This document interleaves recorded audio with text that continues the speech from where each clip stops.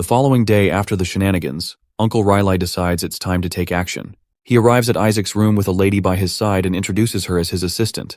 The noble lady steps forward and introduces herself as Asili Larsha. She conveniently also happens to be a holy knight from the Joshua household. Finishing up her intro, she bows gracefully before Isaac and pledges to serve him with her whole heart until her last breath. Our little toddler wonders if this is the result of the previous night's events. He puts on his best baby ghost act and asks the lady to leave his sight. The situation quickly grows a bit awkward for our boy, but she doesn't back down. Her face turns a shade of red as she shyly asks if she can pinch Isaac's cheek. Isaac can't help but wonder what this lady is up to, especially considering the strange characters that fill his household. In the meantime, Uncle Riley reaches into his inner coat pocket.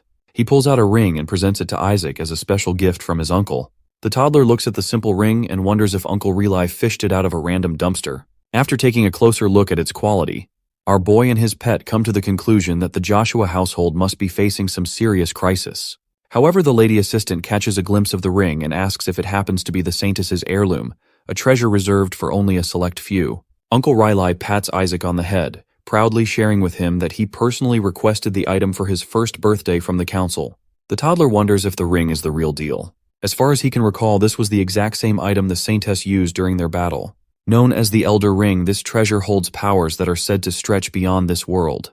With this newfound knowledge, our boy can't help but get excited about the holy power locked inside the ring. He knows the ring will likely break if he uses it more than twice, but as the former Skeleton King, he's already thought of a way to repair it. His doubts about whether the ring is authentic are quickly confirmed when Uncle Gowl Joshua looks at it with an expression that clearly shows jealousy.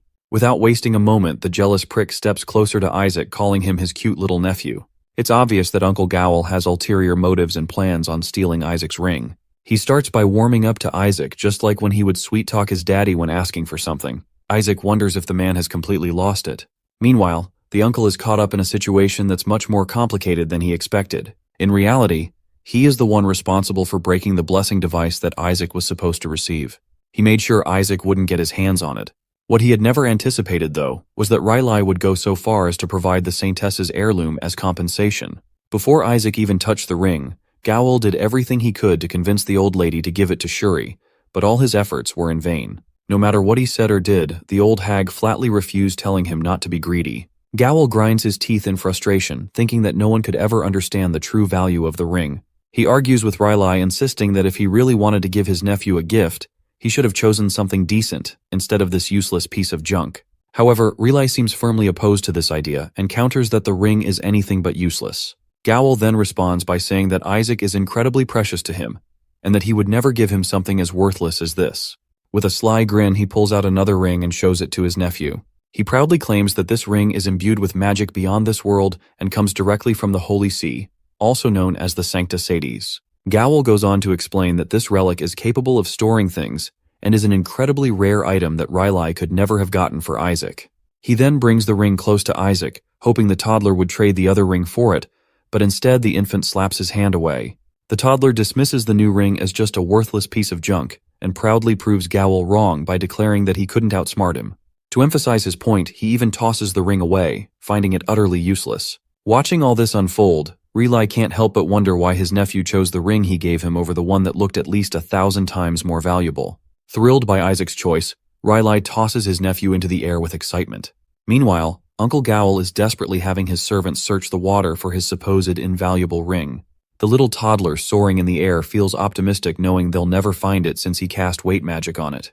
Clearly impressed by Isaac, his pet praises him for always living up to expectations.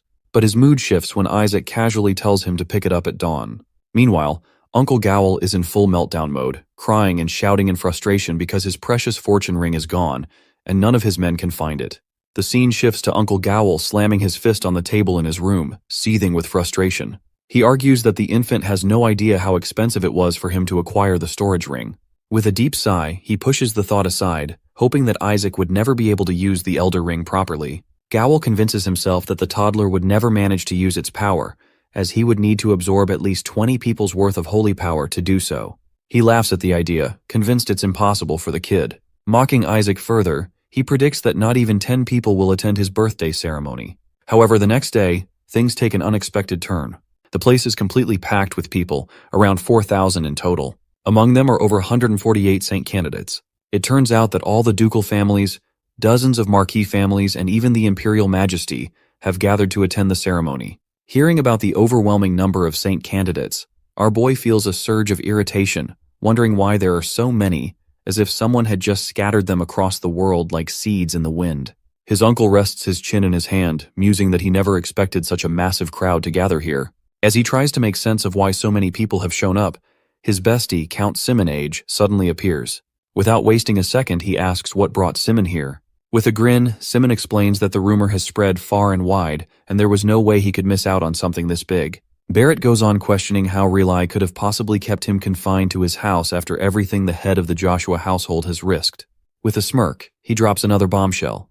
The Pope's own family will be attending the ceremony. The toddler's uncle scoffs at the idea, calling it ridiculous since there is no way the Pope's family would bother showing up. Simon, however, doesn't hold back, throwing out a harsh truth about how deeply they detest commoners. His words hang heavy in the air, but before he can say more, Riley urgently warns him to keep his voice down, reminding him that even walls have ears. Simon sees no reason to hold back, especially now that even his own kid Armin has been chosen as a saint candidate. Yet Riley still urges him to watch his words carefully. As their argument heats up, an unsettling presence creeps in. Bishop Barrett arrives without a sound, sending a wave of unease through the room. With a smug grin, he wastes no time mocking Riley, calling him weak and unworthy. The idea that someone like him could pull off such a grand event seems laughable in his eyes. His gaze then shifts to Riley's family, his words dripping with scorn. He wonders aloud whether the saint candidate has what it takes to bring any real honor to their name. Across the lands, it is common knowledge that boys of the esteemed Joshuas may have enchanting looks, yet they are seen as utterly useless. This reputation persists because others frequently seek to drain their power and win the favor of the Barrett family's popes by undermining these unfortunate children. A long-standing custom among outsiders involves slipping poisoned milk bottles into their hands under the guise of harmless pranks. The intent is clear. Lacing a baby's juice with a blend of toxins including holy poison is a surefire way to cripple his sacred power.